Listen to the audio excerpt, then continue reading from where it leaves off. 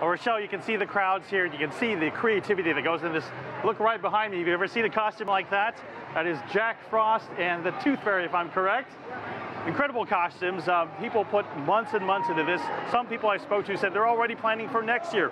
So as you can see, it's hard to believe that this event started in 1970 with less than 100 people, all just in one room. And that was the beginning of Comic-Con, and now it has become one of the largest conventions in the world, more than 130,000 people attending. It has become somewhat of a geekdom celebration. You'll see where it was just once comic books, and now it's everything. You'll see sci-fi, movies, TVs, books, adventure movies, all kinds of things celebrated here, all about pop culture. For many, it's really the highlight of the year. It's certainly the hottest ticket in town. Line after line leading into the San Diego Convention Center, where the reward is to get into more lines. But for the thousands upon thousands that come, it's worth every minute.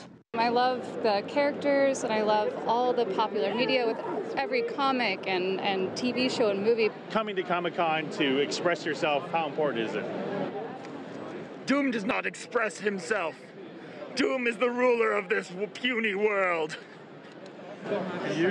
I think it's really important to express yourself and know who you are and be able to find a character that you can relate to. Tell me who you are. Pikachu! To outsiders, the question is simple. Why do so many get dressed up for this event to express themselves like they wouldn't dare do in ordinary life? Honestly, that question changed my life. First time I came to San Diego Comic-Con in 2007, I came to this environment and I saw these people in this environment that celebrates interests that might make them feel ostracized somewhere else in their lives. And that was just fascinating to me. Travis Langley calls himself a superheroologist. In fact, the professor has taught psychology classes on Batman and Stan Lee's heroes. He's written psychology books on Captain America versus Iron Man, and recently released a new book, Wonder Woman Psychology, Lassoing the Truth. It's a topical book, given the success of the recent Wonder Woman feature film. We still want heroes, though. And Wonder Woman says you can have somebody who's doing the smart thing, you can have somebody who's trying to do the right thing, and being heroic, and being healthy at it. And it's in a very strong message, considering the incredible success of that movie. But Comic-Con isn't only about the celebrity superheroes like Batman, Wonder Woman, and Spider-Man.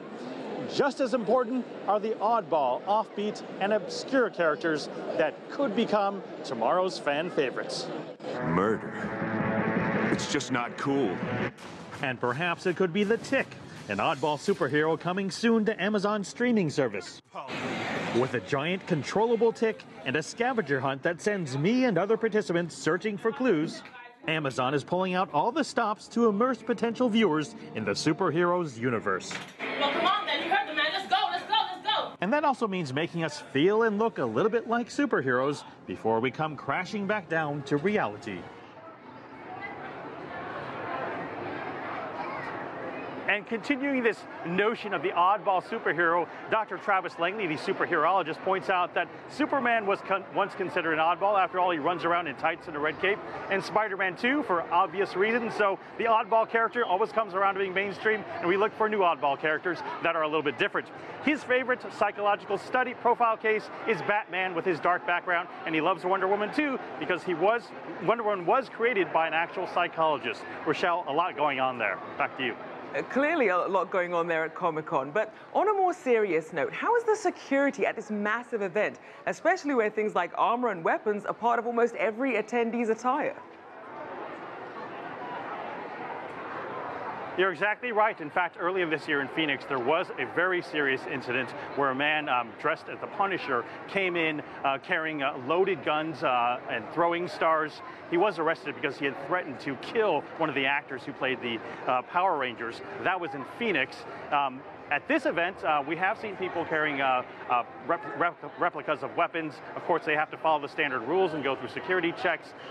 Arrow tips must be cut off, and projectiles can't actually shoot out, so they can't be functioning. But everything has gone smoothly here. Very festive. I've been told that I should embrace my inner geekdom to play a part in this. So I just want to see whether my costume is okay for you, and whether you have some geekiness and you can recognize who I am as I head out tonight. Rochelle. So Thor, otherwise known as Mark New there, reporting from Comic-Con. Fantastic.